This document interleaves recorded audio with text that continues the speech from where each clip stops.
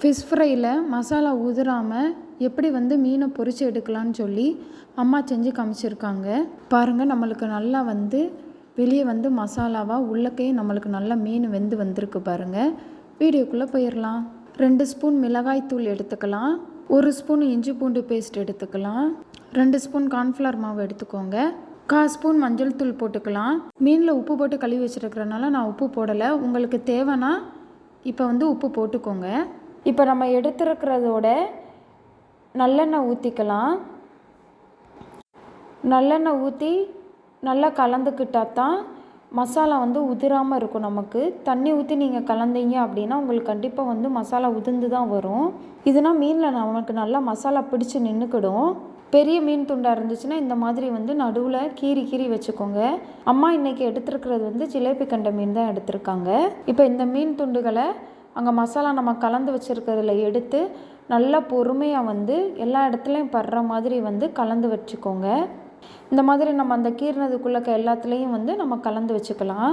இந்த மசாலா நல்லா வந்து 1 மணி நேரம் வந்து ஊறட்டும். பாருங்கள், நமக்கு நல்லா 1 மணி நேரம் மீனெல்லாம் ஊறி வந்துருச்சு.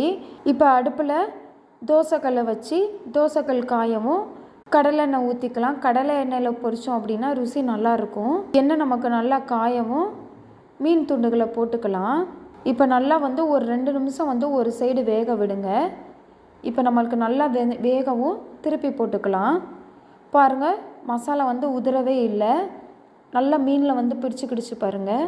அவ்வளோதான், திருப்பி போட்டாச்சு. இப்போ இன்னொரு சைடும் வந்து நமக்கு நல்லா வேகட்டும். இந்த மாதிரி நல்லா திருப்பி போட்டு ஒரு 7 நிமிஷம் வந்து ஒரு வேக விட்டுக்கோங்க. அப்படியே நமக்கு சூப்பராக வந்து வீடே மணக்கும். எண்ணெயில் மசாலா வந்து பிரிஞ்சு வரவே இல்லை பாருங்கள். அம்மா வந்து எப்போவுமே வந்து வடைச்சட்டியில் எண்ணெய் ஊற்றி அதுக்கப்புறம் மீன் போட்டு பொரிச்சுன்னா எடுக்க மாட்டாங்க. தோசைக்கல்லில் போட்டு பொரித்து எடுக்கிறதான் வந்து ருசி வந்து நல்லாயிருக்கும். அவ்வளோதான். இப்போ 2 பக்கமும் நமக்கு நல்லா மீன் வந்து வெந்து வந்துருச்சு. எடுத்துக்கலாம். இதே மாதிரி எல்லா மீன் துண்டுகளையும் வந்து பொரித்து எடுத்தாச்சு.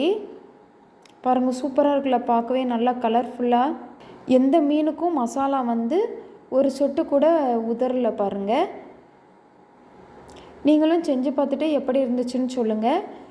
வீடியோ பிடிச்சிருந்தால் ஷேர் பண்ணுங்கள், லைக் பண்ணுங்கள், கமெண்ட் பண்ணுங்கள், சேனலை சப்ஸ்கிரைப் பண்ணுங்கள். Okay, tata, by.